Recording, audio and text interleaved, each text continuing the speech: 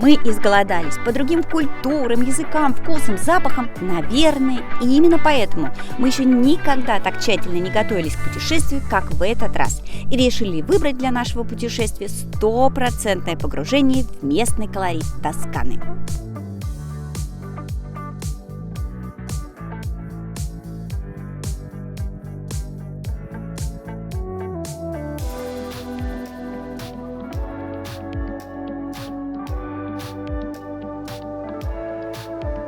Для этого мы направляемся в самое сердце Версилии, а точнее в сельскую местность, а еще точнее фермерский дом, окруженный 5 гектарами садов и виноградников, удивительным и нетронутым ландшафтом и видом на море.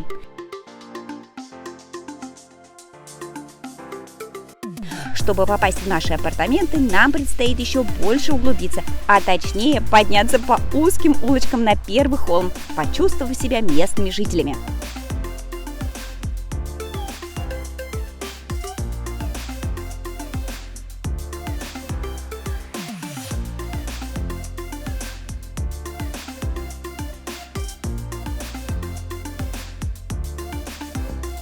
Ну что ж, мы с вами заходим на территорию фермерского дома, построенного в 1711 году и отреставрированном в 2012. И у нас даже есть очаровательный сосед.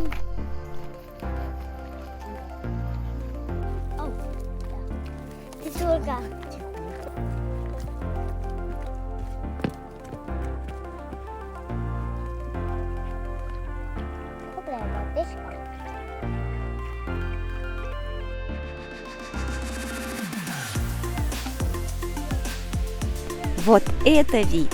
Аромат! Все потому, что дом окружает всевозможные травы, оливковые и фруктовые деревья. Ну а главное предназначение этого места – выращивание винограда, из которого производят вино. Но об этом чуточку позже. Вообще, когда думаешь о Тоскане, моментально приходят мысли о солнце, море, вкусной местной кухне, тосканском вине и, конечно же, об удивительно красивой архитектуре, неподвластной времени. Но не стоит и забывать и о великих людях, внесших свой вклад в историю, культуру, философию, литературу. Галилей, Леонардо да Винчи, Буонаротти Микеланджело, Джакомо Пуччини, Никколо Макиавелли, Амерго Веспуччи, Данте. Ну, если все эти имена для наших малышей пока ничего не говорят, то вот Пиноккио и его автор Карло Коллоди уже на слуху. Находясь здесь, мы в 11 километрах от пляжа, в 26 километрах от Луки, в 35 от Пизы и 100 километрах от Флоренции. И эти города, конечно же, наметили мы посетить, но не только.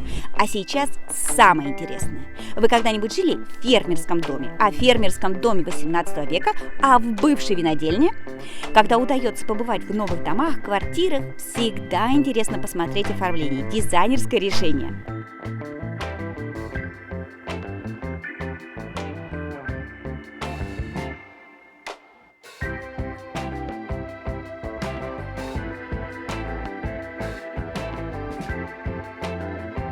Неожиданно, да?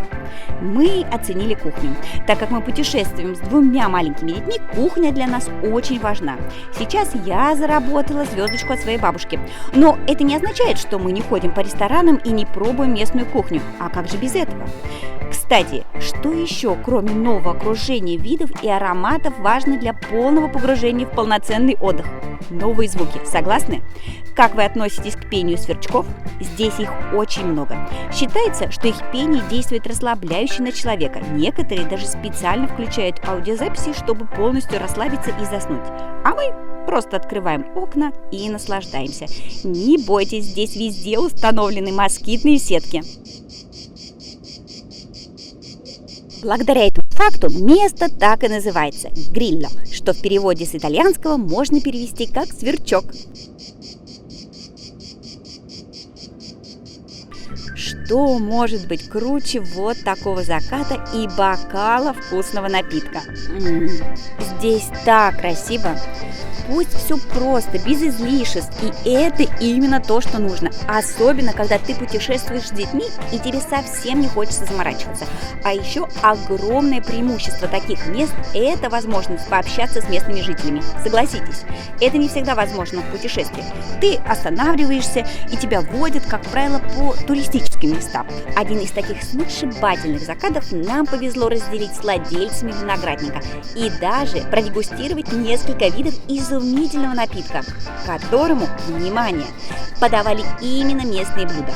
Простые, но такие вкусные. Под этим видео я оставлю вам ссылку на один из рецептов. И, конечно же, кто, как не местные, поделится с вами таким, а еще расскажут о традициях и истории этого места.